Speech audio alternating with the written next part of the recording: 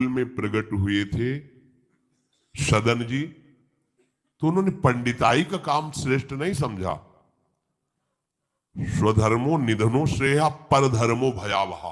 वो अपना धर्म का, ऐसे ज्ञानी महात्मा थे कि बड़े बड़े संत उनसे सत्संग करने जाते थे।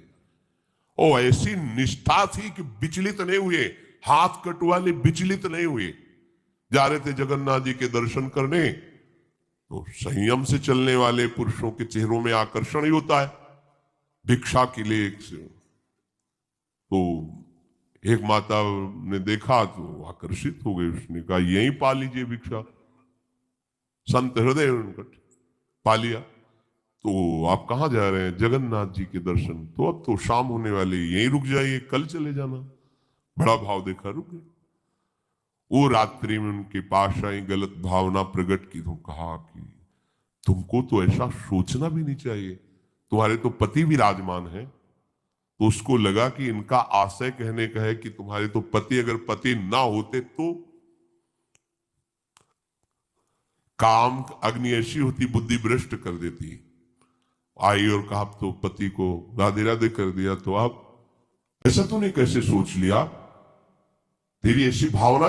बोले अब ज्यादा हमारे सामने बाबागिरी नहीं, अब हम जो कहे वही कहो। नहीं तो हम जब पति को मार सकती तो तुम्हें अभी पूरी जनता से मरवा सकती, तो उनका प्राण दे सकता हूं, धर्म से विमुख नहीं हो सकता। उसने मचा दिया हल्ला, लोग एकत्रित, देखो देखो ये धर्म करने का फल। मांग रहा था रोटी, हमने इसको बैठ के पवाया और कहा कि आज रात्रि यहीं रुक जाओ। रात्रि में रुका, हमारे साथ गंदा आचरण करना चाहा, पति ने विरोध किया, पति का गला काट दिया। और जाल रचने में माया को देर लगती है क्या? वो मुस्कुरा रहे थे। जगन्नाथ जी बड़ी सुंदर लीला की आपने, भक्त है उनके तो सामने भगवान, तो उनके संसार थोड़ी होता है।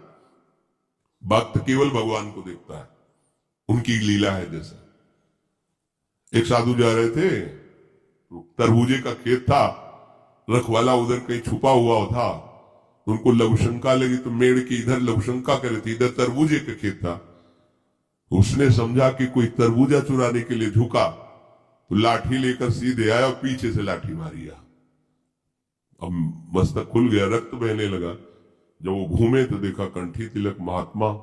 उनका अरे महाराज, हमने समझा गांव का कोई चोर है तरबूज चुराने के लिए। तो उनका हम तो जानते हैं ना आपको, आप ऐसे ही लीला करते रहते हो। बोले नहीं, हमने पहली बार किसी को मारा, दोबारा नहीं। बोले हम जानते हैं आपको। तो बोले महाराज क्षमा करो, चलो आपको अस्पताल ले चलते हैं। बोले ये भी हम जानते हैं आपको। और वो तो अपने भाव में वहां ले गए। डॉक्टर ने पट्टी लगाई और एक आदमी आया और उसने कहा साधु को कोई ऐसा पीड़ा दे सकता है? तुम चिंता मत करो। गर्म दूध लाया, मीठा करके पिलाया। कहा महाराज आप चिंता मत। बोले हमें चिंता नहीं, लेकिन हम तुम्हें देख करके कह रहे इतना छलिया हो तुम। मतलब हमने क्या, दूध है, चीनी है, इसमें मिला दिया हमने, कोई और तो इसमें जहर तो मिलाया नहीं। हम जान रहे हैं ना, तुम ही वो पहले लाठी से मारा, फिर अस्पताल लाए, तुम ही ने पट्टी बांधी और तुम ही हमें दूध पिया। बोले महाराज ने ऐसा ऐसा करके फंसा क्यों रहे हो हमको? हमने ऐसा। बोले हम तो अब तुम हमें भुलावे में नहीं डाल सकते, तुम ही हो, तुम ही हो। वो अपने भाव में है, वो सामने वाले के तो साधु अपने भाव में होता है। तो सदन भी आनंदित है, हे भगवान ये तुम्हारी लीला है। राजा के पास सुबह पेश किया गया उनको बांधकर। उनसे पूछा तुमने अपराध किया? तो उनका ऐसा नहीं। बोले ये आपके, तो बोले जो कह रही है इसमें भी भगवान की कृपा है। और वो इस बात को समझ नहीं पाए।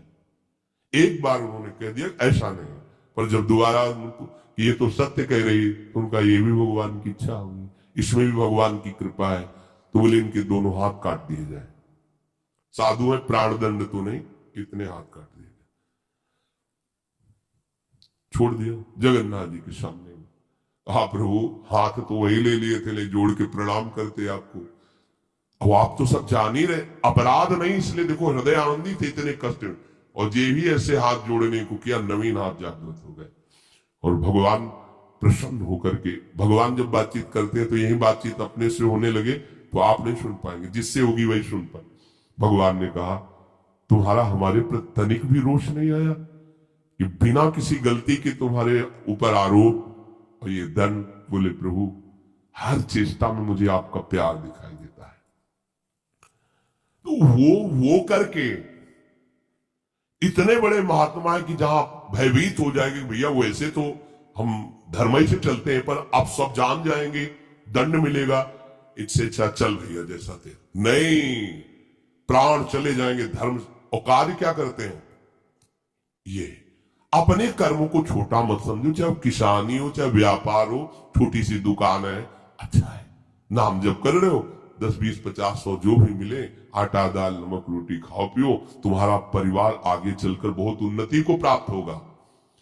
बेईमानी करके अधर्म आचरण कर करो तो भैया देख लेना, ऐसा होगा कि तुम सोचोगे कि हमने पाप किया है। सोचोगे एक दिन तुम्हें बैठ के रोना पड़ेगा अपने परिवार के लिए जिनके लिए तुम पापाचरण करते हो।